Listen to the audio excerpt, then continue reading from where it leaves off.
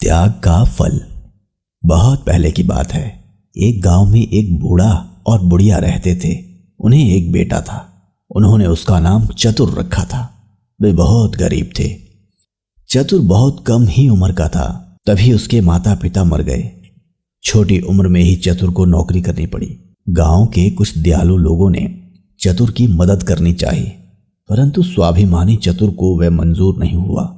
उसने किसी की दया नहीं चाही।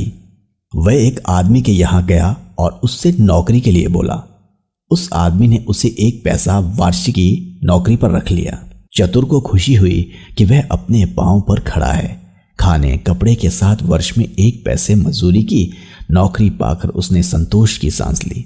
चतुर खूब लगन से काम करके अपने मालिक को खुश रखने की चेष्टा करता। समय बीतने लगा। 3 वर्ष बीत गए। उसे अपने गांव के साथी याद आने लगे। अपना घर-बार याद आने लगा। उसने अपने मालिक से अपनी मजदूरी के 3 पैसे लिए और अपने गांव की ओर चल पड़ा। उसने कुछ महीनों की छुट्टी ले ली थी। रास्ते में उसे एक बूढ़ा मिला। चतुर को देखकर उस बूढ़े ने गिड़गिड़ा कर कहा, सुनो बालक, मैं कई दिनों से भूखा हूं। मुझे कुछ खाने के लिए दे दो, नहीं तो मैं भूख से मर जाऊंगा। बूढ़े की बात सुनकर चतुर ने बहुत नम्र स्वर में कहा, मेरे पास खाने की कोई वस्तु नहीं है, मैं क्या दूं? मेरे पास मेरी कमाई के 3 पैसे हैं, यही ले लो और कुछ खरीद कर खा लो। उसने अपनी जेब से 3 पैसे निकालकर उसे दे दिए। चतुर ने जैसे ही आगे बढ़ना चाहा, वैसे ही उसने देखा कि उस बूढ़े के चेहरे पर बड़ी बड़ी मूछें निकल आई हैं। यह देखकर चतुर के होश उड़ गए। वह पीपल की पत्ती की तरह थर-थर कांपने लगा। उसे भयभीत देखकर उस आदमी ने कहा, डरते क्यों हो? आदमी को हिम्मत से काम लेना चाहिए। मैं तुम्हारी दया की भावना से बहुत खुश हूं। बिना लोभ रखे तुमने अपनी पूरी कमाई के पैसे मुझे दे दिए। 3 पैसे की जगह मैं भी तुम्हें 3 चीजें देता हूं। आओ मेरे साथ चलो। त्याग करना बहुत बड़ी बात होती है। चतुर डरते डरते उस आदमी के साथ चलने लगा। अपने घर ले जाकर उस आदमी ने चतुर को एक सारंगी दी। बताया कि इसे तुम जैसे ही बजाओगे लोग नाचने लगेंगे। एक तीर धनुष देकर कहा, तुम जिस पर निशाना लगाओगे वह खाली नहीं जाएगा और तीर लौटकर तुम्हारे पास आ जाएगा। तीसरी चीज थी सच्चाई। उस आदमी ने वरदान में सच्चाई दी। बताया कि तुम जो कुछ कहोगे लोग उसी बात को सच मान लेंगे। तीनों चीजें देकर वह आदमी गायब हो गया। चतुर पहले तो बहुत घबराया, लेकिन फिर उसने हिम्मत से काम लिया। थोड़ी देर वह वहीं रुका रहा। इसके बाद चतुर वहां से आगे बढ़ा। वह गायब हुआ आदमी काफी देर तक वापस नहीं लौटा। चतुर ने कुछ दूर जाने पर देखा एक व्यापारी पेड़ की छाया में विश्राम कर रहा है। उस पेड़ पर एक खूबसूरत सी चिड़िया बैठी थी। उसे देखकर व्यापारी का मन ललचा उठा। उसने कहा, ओ, कोई उस चिड़िया को मेरे लिए मार देता तो मैं उसे ढेर सारे रुपए देता। चतुर ने कहा, आप चिंता मत कीजिए, और उसने निशाना साधकर तीर मारा। वह चिड़िया झाड़ी में गिर गई। चतुर बहुत खुश हुआ। खुशी से उसने सारंगी बजाई। व्यापारी हड़बड़ाकर चिड़िया पकड़ने के लिए झाड़ी में घुस गया।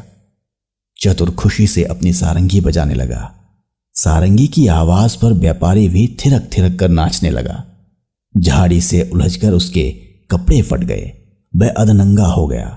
उसके शरीर पर काफी खरोंच लगी थी। उनसे खून बहने लगा था। व्यापारी की हालत देख चतुर को दया आ गई। उसने एकाएक सारंगी बजाना बंद कर दिया। सारंगी का बजना बंद होते ही व्यापारी का नाचना बंद हो गया। व्यापारी ने उसे थैली भरकर रुपए दे दिए। इनाम पाकर वह खुशी खुशी घर की ओर बढ़ने लगा। व्यापारी को लोभ सताने लगा। हाथ से रुपए निकल जाने के कारण वह हाय हाय कर उठा। कुछ सोचकर वह चतुर के पीछे पीछे दौड़ने लगा। निकट पहुंचते ही उसने शोर मचाया, ये छोकरा सोए में मुझ पर प्रहार करके मेरी पैसों की थैली छीन कर भाग रहा है। गांव वालों, इसे पकड़ो। गांव वालों ने चतुर को पकड़कर मारा, पीटा और थाने ले गए। थानेदार ने चतुर से पूछताछ की। चतुर ने बताया कि व्यापारी झूठ बोल रहा है। चिड़िया मारने के एवज में इसने मुझे इनाम में रुपए दिए हैं। थानेदार ने कहा, एक चिड़िया मारने के बदले में थैली भर रुपया कौन इनाम देगा? इनाम देने वाले के शरीर में खरोंच कैसे लगेंगी? इसके कपड़े कैसे फटेंगे? चतुर जरूर चोरों के साथ का लड़का है। ये सोचकर उसने सिपाही से कहा, इसे हाजत में डाल दो। हाजत में बंद करने के लिए सिपाही चतुर को ले चले। चतुर ने मन ही मन कहा, उस बूढ़े ने तीसरी बात गलत बताई। फिर सोचा, जरा सारंगी बजाकर फिर आजमाऊं। मुसीबत के समय हिम्मत खोने से काम नहीं चलेगा। वह सारंगी बजाने लगा। वहां उपस्थित सभी लोग नाचने लगे। सभी लोग नाचते नाचते पस्त होने लगे। थानेदार ने कहा, अरे तुम सारंगी बजाना तो बंद करो। मैं अनुनय विनय करता हूं, तुम्हारी बात पर विश्वास करता हूं। चतुर ने सारंगी बजाना बंद कर दिया। जैसे ही सारंगी बजाना बंद हुआ, वैसे ही सबका नाचना भी बंद हो गया। चतुर ने थानेदार को बताया कि मैंने इसी तरह से सारंगी बजाई थी और इस तीर से चिड़िया को मारा था। चिड़िया झाड़ी में गिरी और व्यापारी चिड़िया लेने गया। खुशी से मैंने अभी की तरह सारंगी बजाई और ये व्यापारी बेसुध होकर नाचने लगा था। झाड़ी में इसके कपड़े फटे और शरीर पर खरोंचे लगी। मैंने सारंगी बजाना बंद किया तो इसने ये थैली दी। अगर विश्वास न हो तो मुझे उस झाड़ी के पास ले चलिए। आप लोग मैदान में नाचे थे, इसलिए कपड़े नहीं फटे। चतुर की बातों से थानेदार प्रभावित हुआ। उसने व्यापारी को झाड़ी के पास चलने को कहा। थानेदार की बात सुनकर व्यापारी की होश उड़ गए। वह ठिठक गया और सारी बातें सच सच बता दी। चतुर की सच्चाई से खुश होकर थानेदार ने चतुर को एक थैली रुपए अपनी ओर से इनाम में दिए। व्यापारी को झूठी शिकायत करने के जुर्म में जेल में बंद कर दिया।